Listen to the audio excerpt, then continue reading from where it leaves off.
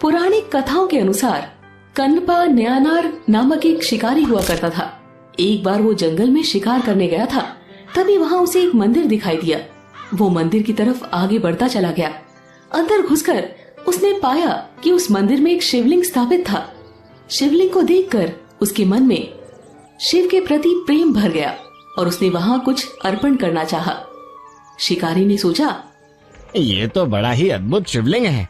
मैंने सुना है कि जब हम भगवान के मंदिर में दर्शन करने जाते हैं तब हमें कुछ ना कुछ चढ़ाना पड़ता है, लेकिन मुझे समझ में नहीं आ रहा कि कैसे और किस विधि से ये काम करते हैं। मेरे पास अभी शिकार किया हुआ ताजा मांस पड़ा है। एक काम करता हूँ, ये शिवलिंग पर चढ़ा देता हूँ।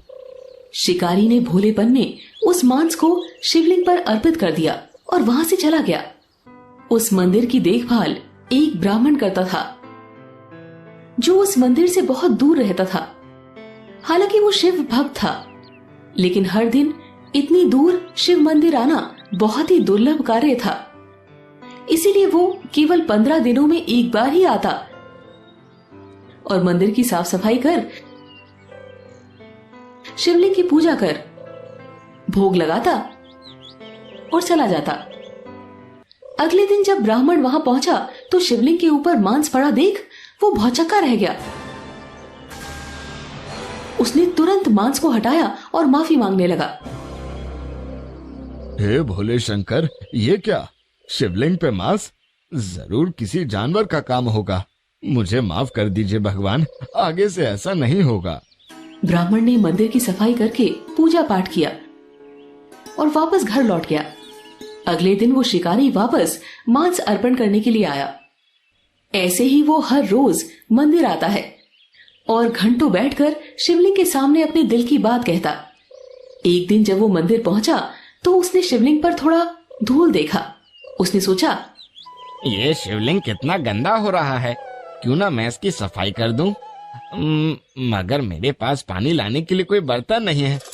हाँ, एक उपाय है। पास में एक झरना है, मैं अपने मुंह में पानी भरकर यहाँ तक पानी ला सकता हूँ। शिकारी झरने तक गया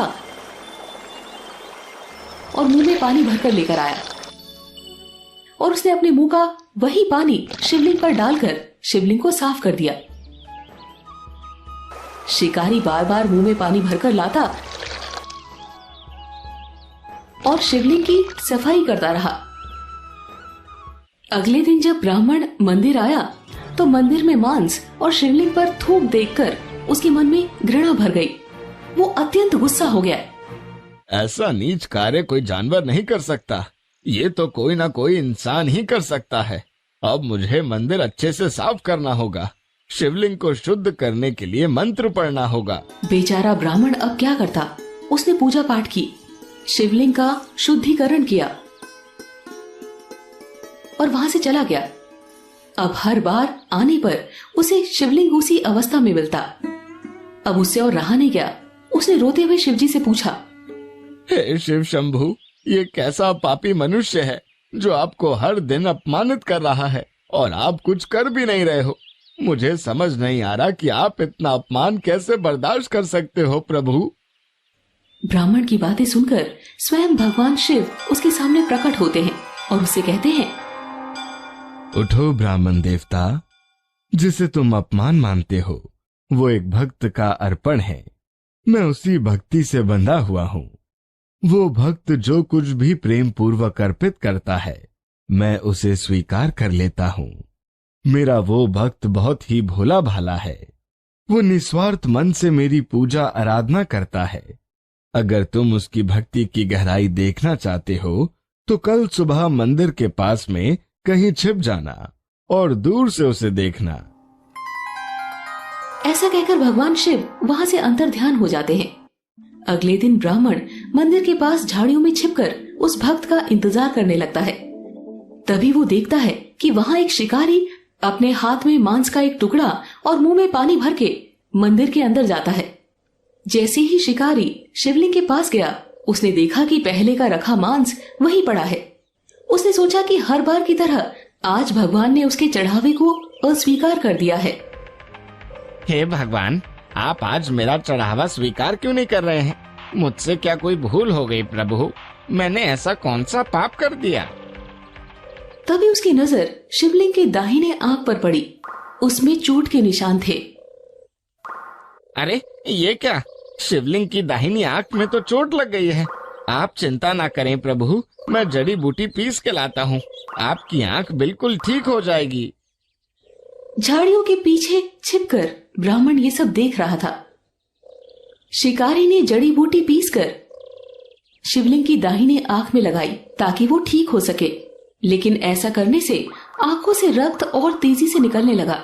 ये देख शिकारी से रहा नहीं गया और उसने अपनी आंख देने का फैसला कर लिया।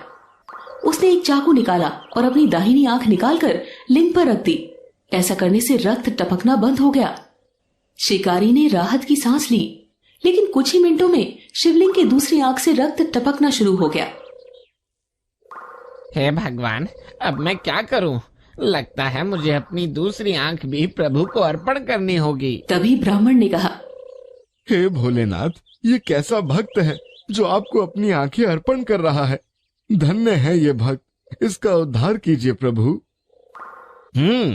दूसरी आंख तो मैं निकाल लूंगा, मगर उसे रखना कहाँ है ये मुझे कैसे पता चलेगा? क्योंकि मैं तो दोनों आंखों से अंधा हो जाऊंगा। मुझे तो कुछ दिखाई ही नहीं देगा। कुछ देर सोचने के बाद शिकारी को एक विचार आया। एक काम करता हूँ, जहाँ पर आंख लगानी है वहाँ पर पैर टिका देता हूँ, ताकि मुझे पता रहे कि दूसरी आंख कहाँ लगानी है।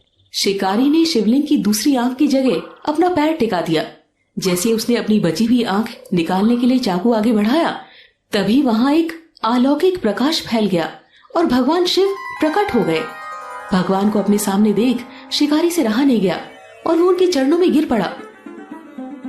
ब्राह्मण भी मंदिर में भागते हुए आया और हाथ जोड़कर भोलेनाथ के चरणों में गिर पड़ा। ब्राह्मण, देखो, ये मेरा प्रिय भक्त है, कनप्पा नायनार। कनप्पा मतलब आंखें अर्पित करने वाला, नायनार मतलब शिव भक्त। आज से पूरी सृष्टि तुम्हें इसी नाम से पुकारेगी। शिकारी ने कहा, प्रभु, आपके दर्शन पाके मैं धन्य हो गया हूँ। आपने मुझे नया नाम देकर मेरा उद्धार कर दिया है भगवान। भगवान शिव ये सब सुनकर मुस्कुरा देते हैं। उनके आशीर्वाद से कनप्पा की आंखों की रोशनी वापस आ जाती